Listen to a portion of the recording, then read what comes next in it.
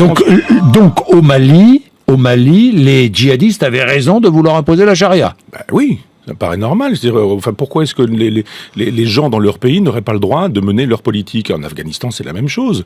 Pourquoi est-ce qu'on a des problèmes de terrorisme aujourd'hui? Les musulmans sont pas des imbéciles non plus. C'est-à-dire, on leur mène une guerre chez eux.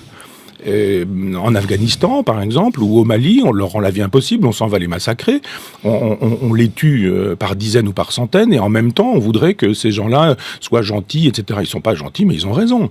Autant je suis sur une lutte athée en disant que l'islam ne me convient pas, autant que l'islam est dangereux. Mais autant je trouve que sur le terrain politique, il n'y a aucune raison pour qu'on aille faire la loi chez les autres. Pourquoi est-ce qu'on fait la loi chez Kadhafi, par exemple? Pourquoi est-ce qu'on fait la loi au Mali? Et pourquoi est-ce qu'on la fait pas au Pakistan? Pourquoi est-ce qu'on la fait pas au Qatar? Pourquoi est-ce qu'on la fait pas à Cuba? Ou pourquoi est-ce qu'on la fait pas en Chine? Si vraiment les droits de l'homme nous intéressent, pourquoi est-ce qu'on est spécifiquement au Mali et pas dans des endroits où les droits de l'homme sont bafoués partout? Alors, moi, je trouve normal qu'au Mali, où il m'est arrivé d'aller, la politique puisse exister. Une politique parce que nous défendons d'autres valeurs que les valeurs défendues par les djihadistes du Sahara. Oui, mais ils sont chez eux. Et on ne va pas faire la loi chez les musulmans, enfin dans les pays musulmans, que les musulmans fassent leur loi.